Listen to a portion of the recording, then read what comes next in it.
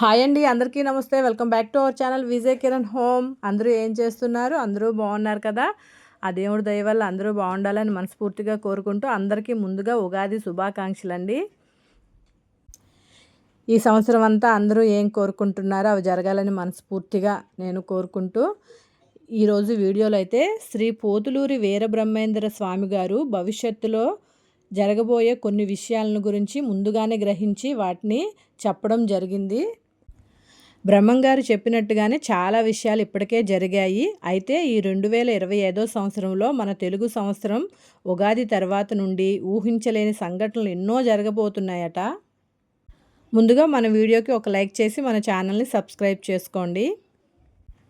ఈ కొత్త సంవత్సరం ఉగాది తర్వాత నుండి ప్రపంచ దేశాల్లో అల్లకల్లోలం మొదలవుతుందట.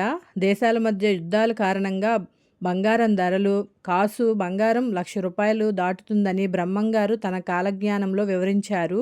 మధ్యతరగతి ప్రజలు మాత్రం విలవిలలాడిపోతారు. ఇక బియ్యం ధరలు అయితే విపరీతంగా పెరిగిపోతాయి.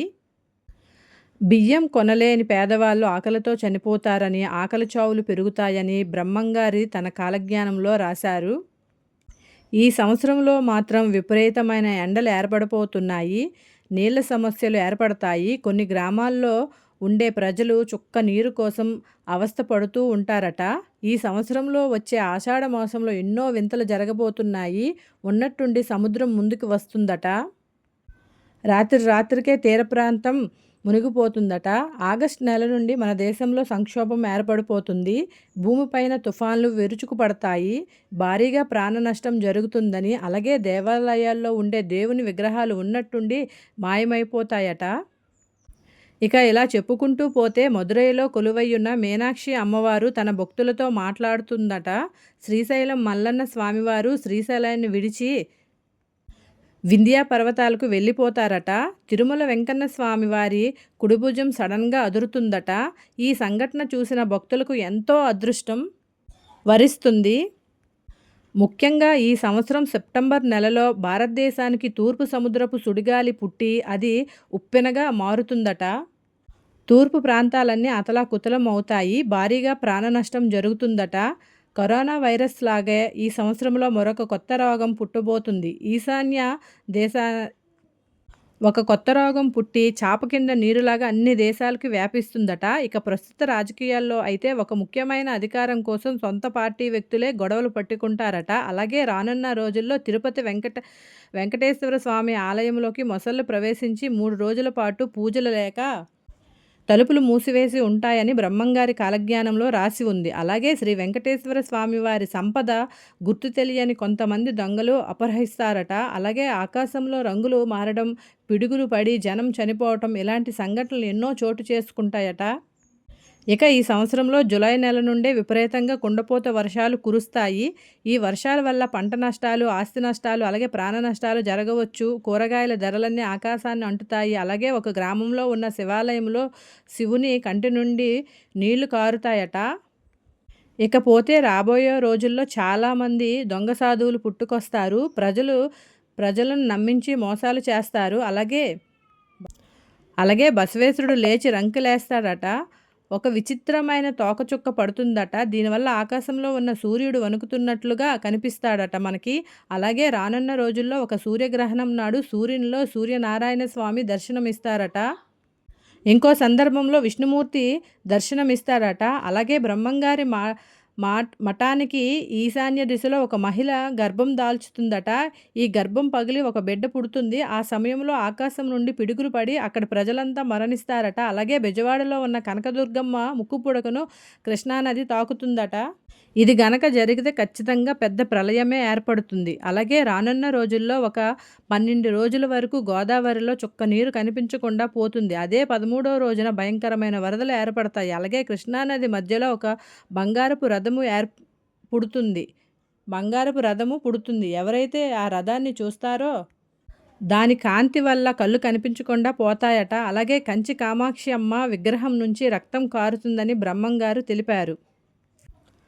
ఆయన చెప్పినట్టుగానే కొన్ని జరిగాయి. భవిష్యత్తులో కూడా జరిగే అవకాశాలు ఉన్నాయి. అలాగే రానున్న రోజుల్లో అర్ధరాత్రి సమయంలో సూర్యుడు కనిపిస్తాడని బ్రహ్మంగారు కాలజ్ఞానంలో వివరించారు. ముఖ్యంగా ఈ 2025 సంవత్సరంలో చిన్న వయసు పిల్లలు ఎక్కువగా చనిపోతారు. చిన్న వయసులోనే గుండెపోటుతో మరణిస్తారు.